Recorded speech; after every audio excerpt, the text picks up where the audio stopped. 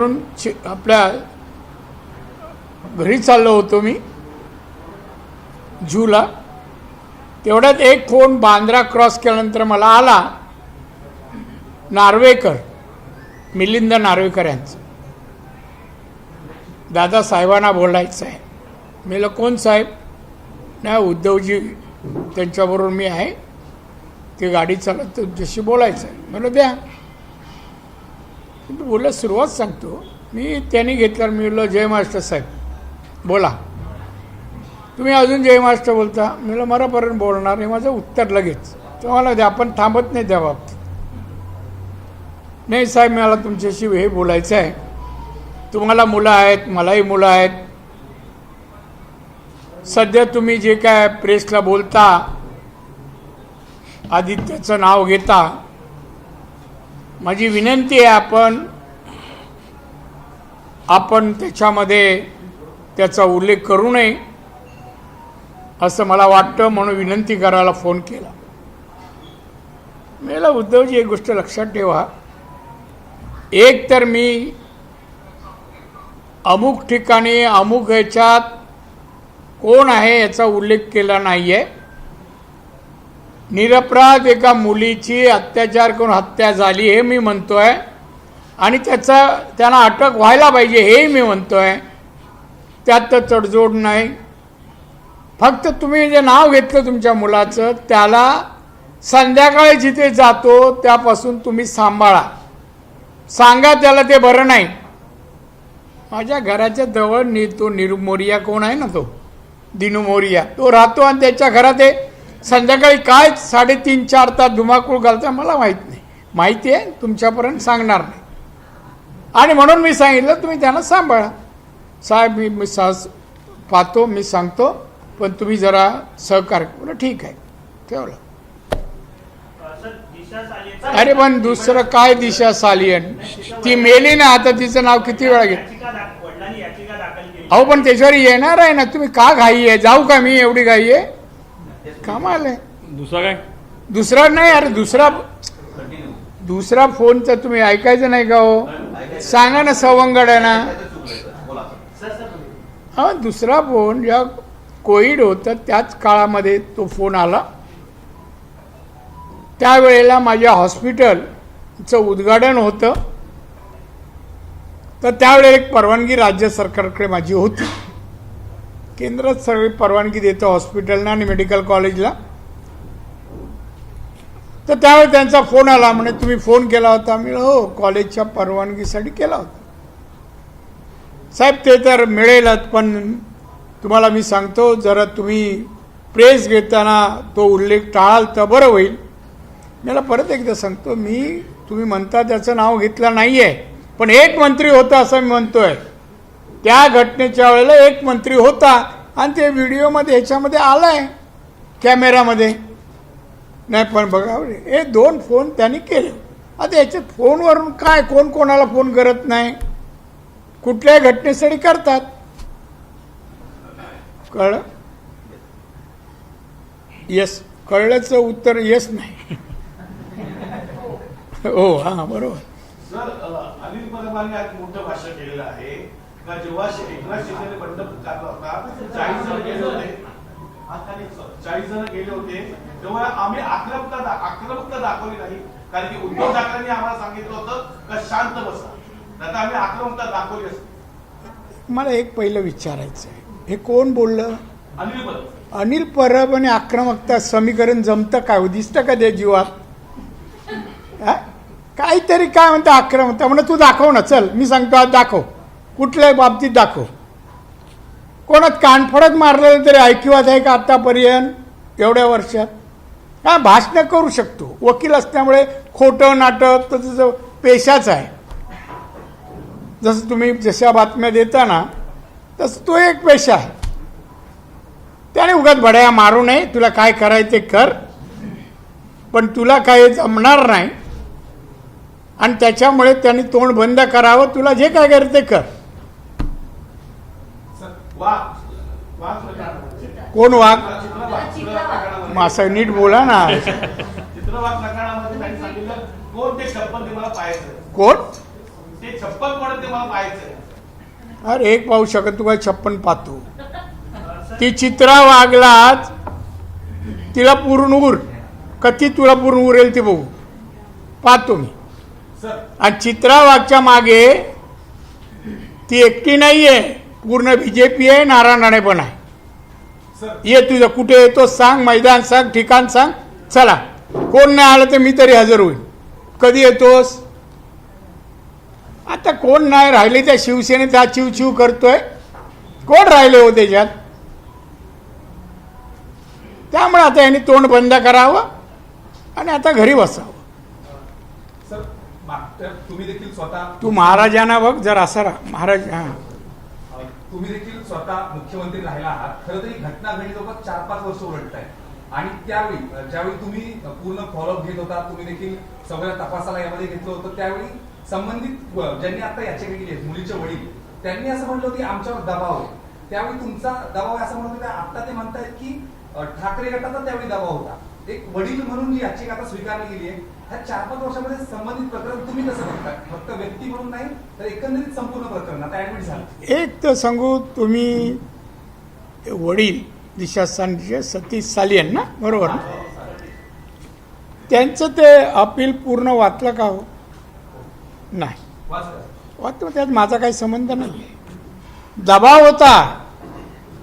दबाव कोणावर होता? कोण घरी जायच्या, पेडणेकरताही जायच्या आणि काय त्यांच्याबरोबर जायचे, त्यांचा दबाव. आम्ही कधी त्यांच्या घरी गेलो नाही. दबाव आणावं अशी त्यांची परिस्थिती नव्हती, दुःखात होते. त्यांच्या मनात नसताना नाला हो म्हणावं लागत होतं. आणि त्यावेळेला त्यांना पोलीस यंत्रणा पण मदत करत नव्हती. अन्य डिपार्टमेंट पण, आरोग्य विभाग मदत करत नव्हतं. डॉक्टर बदली जायचे, पोस्टमॉर्टमच्या वेळेला गेले, रुग्णवाहिका बदलली, रेग्युलर नाही.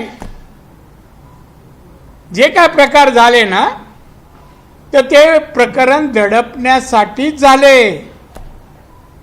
आणि म्हणूनच तिच्या वडिलांना आता दबाव कमी झाल्यावर कळल्यावर ते आता कोर्टाची धाव घेतली. सरकारकडे नाही गेले, कोर्टाकडे गेले. खरं माझं असं वाटतं, त्या प्रकरणामध्ये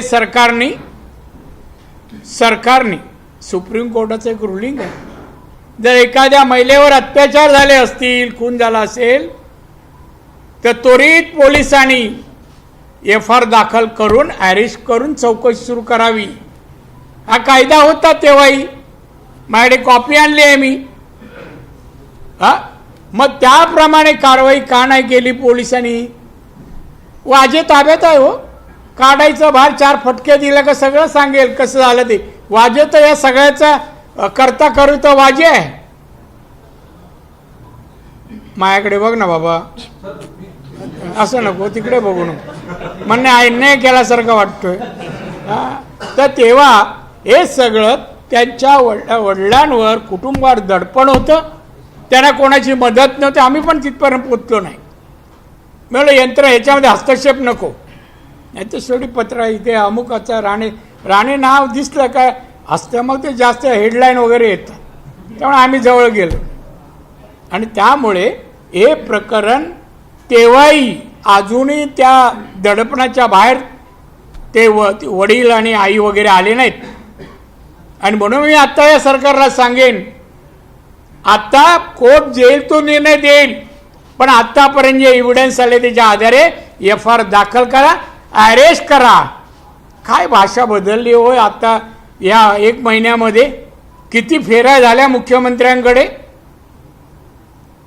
आणि आता आम्ही नागपूरची कोणतेही हे स्टेटमेंट कोणाचं समर्थन दिली नाही. आता आम्हाला द्यायची गरज नाही, मातोश्रीवरूनच. कळलं का तुम्हाला कोणाचं समर्थन आणि कसं करतात? हे घाबरू नये, घाबरू नये. तरी सुटणार नाही, तरी सुटणार नाही. उद्धव ठाकरेंनी अशी प्रतिक्रिया दिली की या सगळ्या प्रकरणाशी आमच्या कुटुंबाचा जो आहे तो काही संबंध नाही, अशी ही प्रतिक्रिया एक वडील म्हणून दिली आहे, नेता म्हणून नाही. कधी कोण बाप सांगणार माझ्या मुलाचं या अशा कृत्यात संबंध आहे? एवढं घाणेरडं कृत्य आहे ना, कुठल्याही पुरुषाला शोभा देणार नाही. ही मर्दानगी नाही. 4-5 लोकांनी धरायचं एकाच मुलीला आणि तिच्यावर अत्याचार करायचे. तुम्हाला सगळ्यांना पेटून उठले पाहिजे. आपल्या घरची असती तर. आणि म्हणतो आपल्या घराण्याचा कोणाचा भूत आला का वरून, आणि ह्याचंच नाव का घेतात, ह्याचीच गाडी नंबर का असावे. अहो एव्हिडन्स आहे असे काय. अहो जगामध्ये आमच्या मुंबई पोलिसांचं नाव आहे, म्हणून मला आश्चर्य वाटतं अजून का थांबतायत कोणाच्या सांगण्यामुळे. आणि मी सांगतो यामध्ये जे आहे सत्य सगळ्यांना माहिती आहे. आणि म्हणून का नाही त्या पेडणेकर बाईला ताब्यात घेत पोलीस, का नाही, काय सांगायला गेली, कोणाच्या सांगण्यावरून गेली, का दडपण आणत होती, असंच बोला अमुकच बोला. तुम्ही केलंच नाही ना, तुम्ही नाही त्यातले, मग का दडपण आणायला जात होतं आई वडिलांवर. त्याचं नाव घेतलं ना तुम्ही, मी याला घ्यायचं नाही, त्यांना जाऊन सांगावं का घेत होती दडपण का द्यायला पाठवायचे तुम्ही. सर ह्या संदर्भात फडणवीसांनी एक्साइटी नेमली होती, पण अजून तरी अहवाल आला नाही असंही बोललं. उद्या मुंबईत येतील विचारा. आता मुख्यमंत्र्यांचा एखादा आदेश मी कसं सांगू, तुम्हीच म्हणाल अतिक्रमण होत आहे पदावर. सर छत्रपती शिवाजी महाराजांचा अपमान जो आहे तो कोरटकर यांनी केला होता. कोरटकर जो आहे तो पोलिसांना अजून सापडलेला नाही. दुबईमध्ये जो आहे तो गेला अशी माहिती मिळते. आणि विरोधक आता असं म्हणतात की सरकारच्या सांगण्यावरून किंवा सरकारने मदत केली म्हणून तो दुबईला पळून गेला, त्याला मदत सरकार करते. देखो पहा तुम्ही, छत्रपती शिवाजी महाराजांना हा महाराष्ट्र दैवत मानतो, दैवत. आणि त्यांना कोणी काय बोललं असेल ना तर कोणी माफ करू शकत नाही, वाचू शकणार नाही. मी सांगतो तुम्हाला, तो किती पळाला ना तरी त्यांनी जे बोललंय त्याबद्दल त्यांना अटक होईल, कारवाई होईल. आणि या महाराष्ट्रात तरी असं बोलून त्याला फिरता येणार नाही.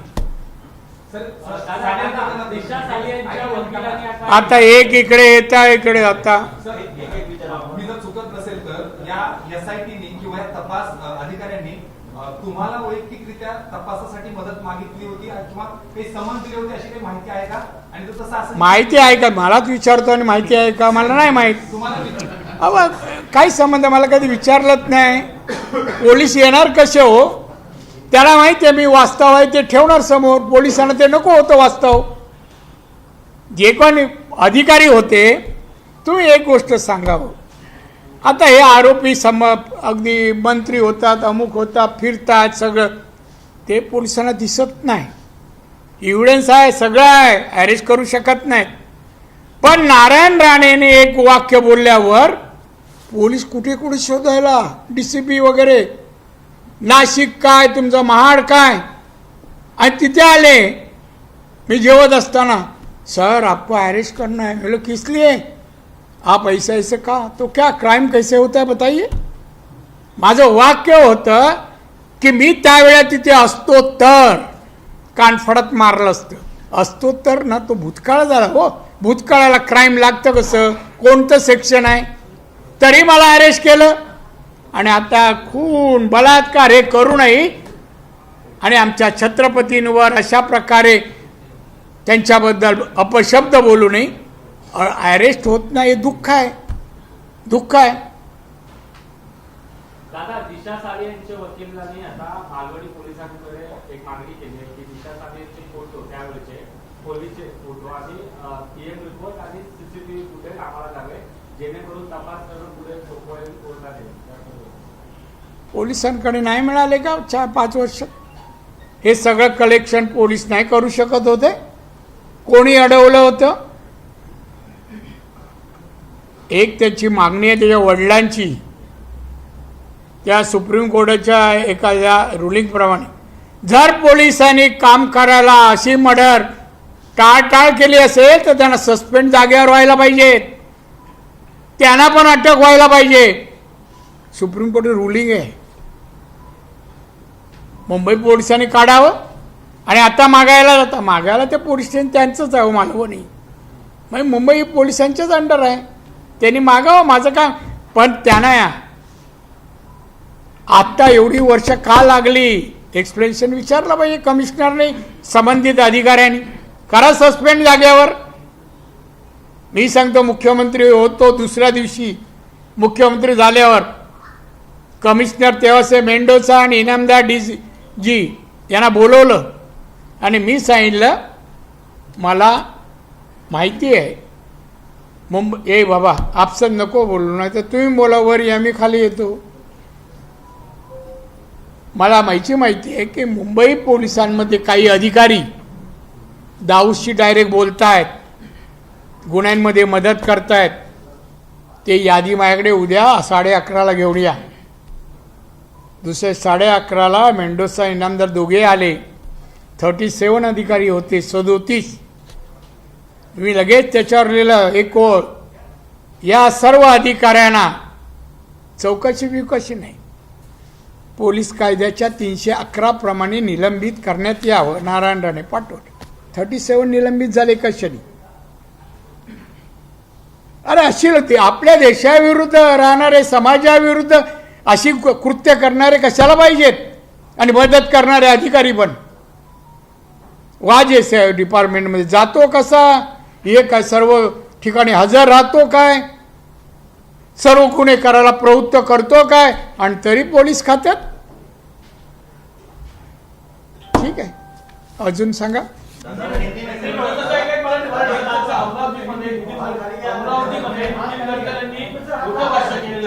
हा नितीन गडकरींनी मोठी भाषा केलेली आहे अमरावतीमध्ये, तर जनता हे जातीवाद करत नाही, तर पुढारी हे जातीवाद करतात, राजकीय नेते जातीवाद करतात.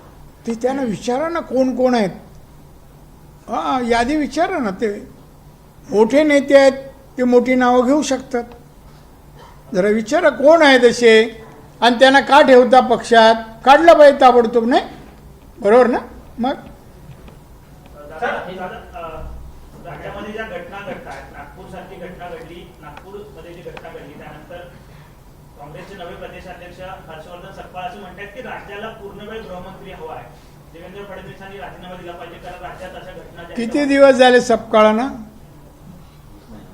नाही दिवस किती अजून ते जे काय पोस्टिंगचे लिहिलं असेल ना शाही सुकली नाही म्हणा. गप्प बसणं. अजून काय कळलं नाही तुला? राजकारण प्रशासन काय कळलं नाही अजून? मंत्री काही झालं, कशाला बोलतोस? गप्प बस. आणि त्याचे प्रश्न आम्हाला विचारू नका हो. आम्ही बरंच काळ आम्ही काढला आहे. ते 9 शिक्के लोकांचं प्रश्नाला उत्तर काय द्यायची?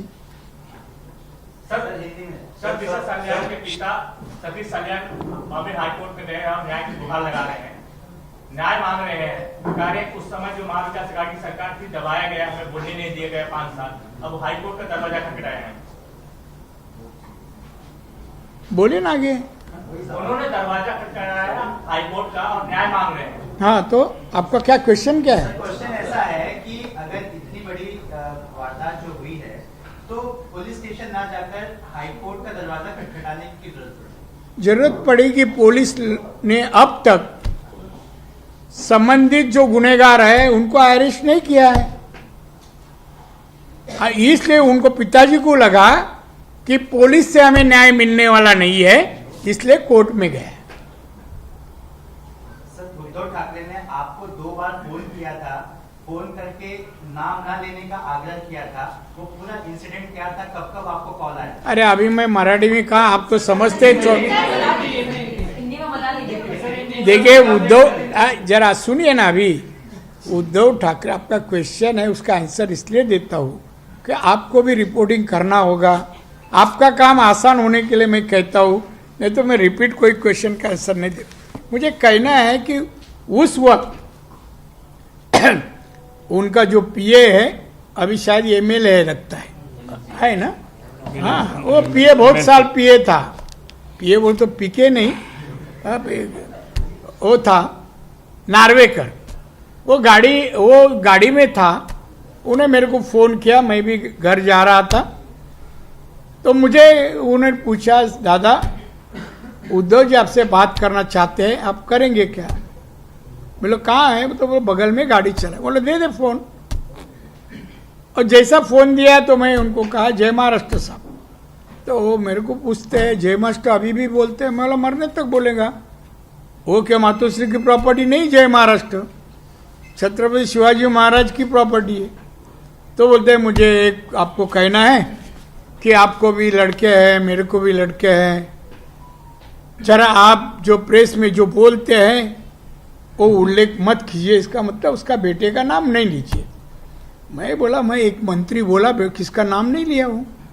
मैं बोला एक मंत्री उस वक्त था, वो घटना जो हुई है सुशांत की और सालियन की, उसमें एक मंत्री था और उसका एविडेंस है, कई लोगों ने देखा है उसको, तो हाफ पैंट में देखा उनके बेटे को। तो अभी दूसरे के घर में पार्टी में हाफ पैंट कौन डाल के जाता है? 2 बार यही बात हो गई। मैं बोला आपके बेटे को संभालो, कहाँ कहाँ शाम के टाइम जाता है 6 बजे के बाद, जरा संभालो ना, बस।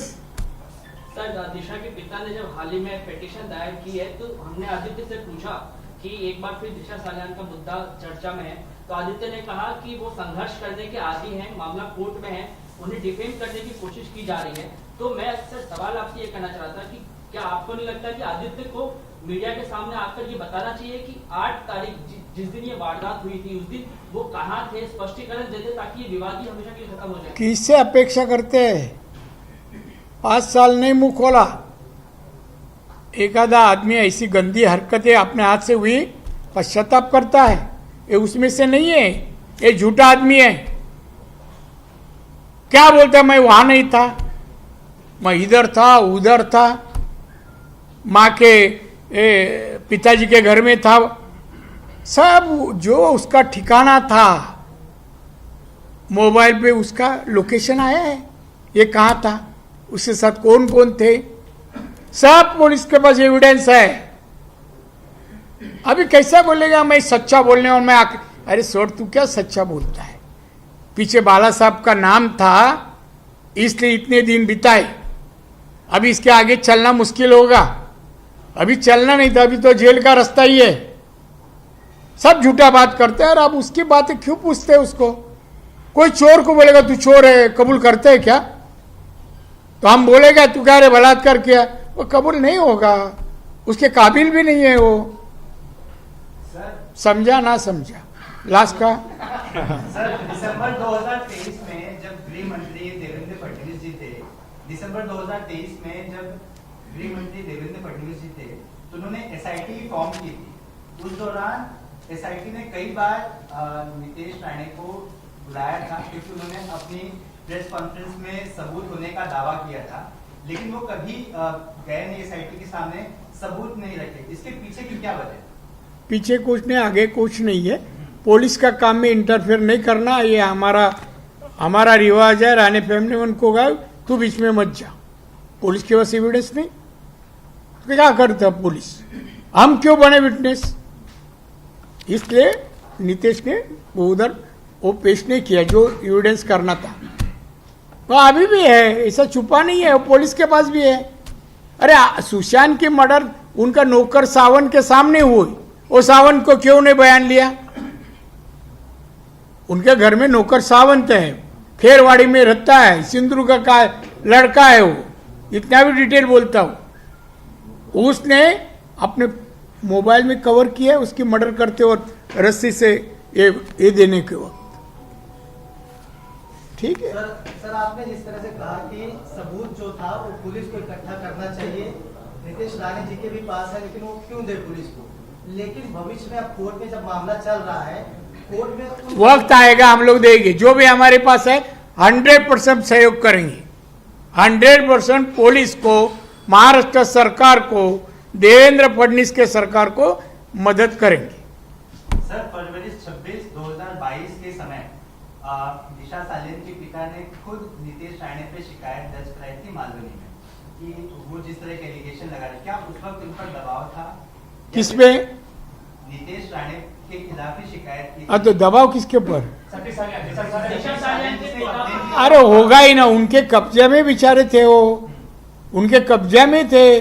जो भी आप तक उनके ऊपर उन्होंने जो कहा है, अपने डायरी भी बनाई ना पुलिस लोग ने, वो जो कहा है वो सब दबाव के कारण, आजू बाजू में सब होने के, ये ताई उधर ही बैठने की, महापौर मुंबई की, मुंबई का ख्याल रखने का वो मातोश्री का रखती थी, समझे। सर आणखी एक मुद्दा सर नागपुर की हिंसा जो थी उसमें अब बांग्लादेश के कई अकाउंट्स की डिटेल आ रही है कि बांग्लादेश से कुछ ऐसे सोशल मीडिया ऑपरेट किए जाते थे जिसकी वजह से लोगों को बरगलाया गया, भीड़ इकट्ठा हुई और उन्होंने हिंसा की। उसके बाद एक नई लिंक आ रही है जो मालेगांव तक जा रही है। इस पूरी घटना को, इस कॉन्स्पिरेसी को आप किस नजरिए से देखते हैं? आपकी भी बात हुई होगी। मैं उस मामले के बारे में बात करना नहीं चाहता हूँ। पुलिस जांच कर रहे, कौन जिम्मेदार है, उनको पकड़ने, कई लोग को अरेस्ट भी किया है। पुलिस का काम होने दे, फिर पुलिस जो नहीं कर सके तो वो जानकारी हम बाहर नागपुर में जाके देंगे, तब आपको भी पहला बोलेंगे हम नागपुर जा रहे हैं। सर कल अजीत पवार ने इफ्तार पार्टी रखी थी, उस इफ्तार पार्टी में उन्होंने ये बयान दिया कि मुस्लिम लोगों पर अगर कोई भी बुरी आंखें डालेगा तो हम उनकी आंखें निकाल लेंगे। क्या मालूम नहीं, अजीत पवार ने काम लिया होगा आंखें निकालने का या आंखें साफ करने का, कुछ भी लिया होगा, हमें जानकारी नहीं है उसकी। जेपी नड्डा साहब आपके राष्ट्रीय अध्यक्ष कह रहे कि सांसदों को फिटनेस पर ध्यान देना चाहिए। कौन? जेपी नड्डा साहब कह रहे कि जेपी नड्डा आपके राष्ट्रीय अध्यक्ष पार्टी के क्या कह रहे? और फिटनेस पर ध्यान देना कई सारे सांसद अनफिट है। हम कैसा लग रहे हैं? हम अभी भी 65 kg वजन है, हम 1 किलो ही बढ़ाते नहीं है, और बहुत सालों से है। आप लोग तो मालूम है जैसे कि वैसा हो। राजनीति में 50 साल के ऊपर हो गए, मगर हम 1 किलो इधर का उधर नहीं बढ़ाने चाहिए। आप लोग के लिए हो सब। नहीं, मैं दीक्षित डाइट करता हूँ, राज कुछ नहीं, खाने का ख्याल रखता हूँ, मैं सब स्टीम खाता हूँ, मसाले का कोई नहीं चीज खाता। पीसी कसलं बद्दल होती? तुम्ही बोलले ना क्वेश्चन आन्सर झाल्यानंतर पीसी घेऊ। निवेदन करतो म्हणाला होता प्रेसच्या नंतर। अरे पण तुम्ही थांबलात तर मी निवेदन करेन ना। तुमचे प्रश्न एकीकडून एकदा मराठी झाला का बोलतो, हिंदी बोलणार, आज नशीब उर्दू मध्ये विचारत नाही। हां चला बोलू का? सुरुवात का आहे का? आज नाही। संजय राऊतांनी आरोप केलेला आहे कोणावर? सरकार हे मनोरुग्णांचं सरकार आहे। मला वाटतं आता संजय राऊतला मनोरुग्ण झाला असं मला वाटतं, मेडिकल चेकअप करायला पाहिजे। सरकारमध्ये एक माणूस नसतो मनोरुग्ण व्हायला, आणि तो खरं म्हणजे खरंच तो मनोरुग्ण झाला आहे संजय राऊत। जे काय बोलतो रोज त्याला बोलावं लागतं, तेवढं वाचायला लागतं की नाही बोलणं म्हणजे, आणि त्याचा आवाक्याच्या बाहेर गेला म्हणून तो बेताल काही बोलतो, म्हणायला येईल ते। आणि आता काय आलंय, काही लोक पवार साहेबांना भेटतायत, काय जयंत पाटलाला भेटतायत, अजित पवार जाऊन त्यांच्या मीटिंग स्टेजवर अस्वस्थ झाला, आपला आता लावालावीचा धंदा बंद होणार, कळलं की नाही। आणि म्हणून तर संजय राऊतचं तुम्ही गांभीर्याने घेऊच नका, पत्रकार समजूच नका, तो वाट बघतोय कुठेतरी चान्स मिळतं का। आदित्य ठाकरे गेला का आपल्याला कुठे मिळेल, अजून काय, दुसरं काय नाही, त्याची क्षमता काय नाही। रानी जी एक सवाल है कि अरे सवाल काफी पूछा आपने। एक आखिरी सवाल, जो 2015 से 2025 तक भारत का जो जीडीपी है वो 105% बढ़ा है। ऐसे में मोदी जी के नेतृत्व में इतनी ज्यादा प्रगति हुई है, आगे भविष्य में क्या कहा देखते भारत को? भारत मैं देखता हूँ दुनिया के अर्थव्यवस्था में भारत जल्दी से जल्दी तीसरे क्रमांक पे जाए, देश के जनता का पर कैपिटा इनकम बढ़े, और भारत एक विकसित देश करके दुनिया के नक्शे पर जाए जल्दी जल्दी, ये हम चाहते हैं। और माननीय मोदी साहब के जो अभी सरकार है उस सरकार में एक सांसद करके मैं हूँ दिल्ली में। सर एक एक करून विजय वडेट्टीवार असं म्हणतायत की फडणवीसांना टार्गेट जे आहे ते त्यांच्या जवळची लोक करतायत, दुसऱ्यांची गरज नाही। गरज नाही, मग तू कशाला बोलतो? हे सांगायला काय तुला बोलवलं होतं का कोणी? आहेत ना माणसं त्याच्या आजूबाजूला कुठली का, मग तू कशाला? बरं इथे देवेंद्र आता आता आले, चांगलं काम करतात, मग त्यांचं टार्गेट करण्याचं कारण काय? आता हे सगळे टार्गेट होत आहेत एका पाठोपाठ एक, त्यांना चिंता आहे, आज नंबर आपला तर उद्या कोणाचा? या तिन्ही पक्ष आता बेजार झाले. किती राहिले हो, किती राहिले? आता शिवसेना 20 हो, आणि त्याच्या आता थोड्या दिवसांनी आता हे आदित्यचं काय बरं झालं, बरं म्हणतो, वाईट कधी म्हणत नाही, बरं झालं तर बरं हे 20 10 जाणार परत. पुढच्या निवडणुकीपर्यंत 1-2 राहतील. नामदारी कलर काय म्हणतात त्याला, परत तो वरच्या हाऊसमध्ये आहे, तो खालच्या हाऊसमध्ये मोजला जाणार नाही. आणि सोडा यांची काय, आता संपलंय सगळं, दुकान बंद व्हायची वेळ आली आहे, नवताल तयार आहे, लावायचं बाकी आहे. चला तू आई विचारते. एमपी सुप्रिया सुले ने गवर्नमेंट की सीबीएसई बोर्ड इम्प्लीमेंट करने के डिसीजन पर सवाल उठाया है कि फिर मराठी भाषा का क्या होगा, और क्या गवर्नमेंट के पास ऐसा इंफ्रास्ट्रक्चर है, ऐसे फंड्स हैं कि इतना बड़ा डिसीजन ले लिया है और प्रेशराइज किया जा रहा है? देखिए,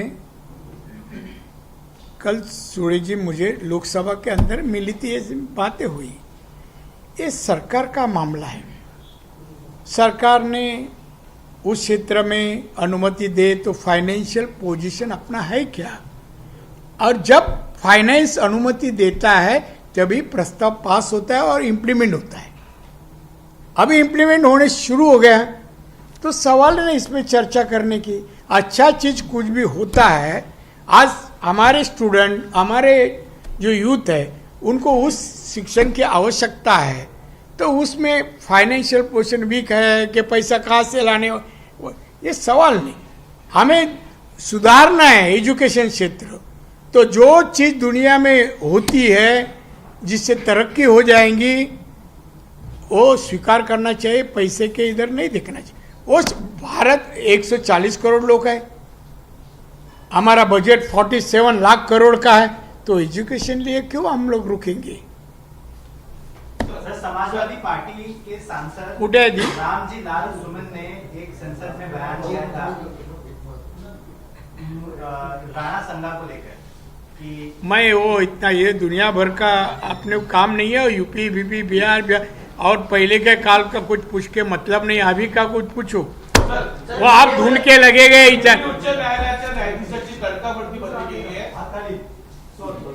कधी झाली? तडकाफडकी हा? बदली केली. अरे कधी आहे?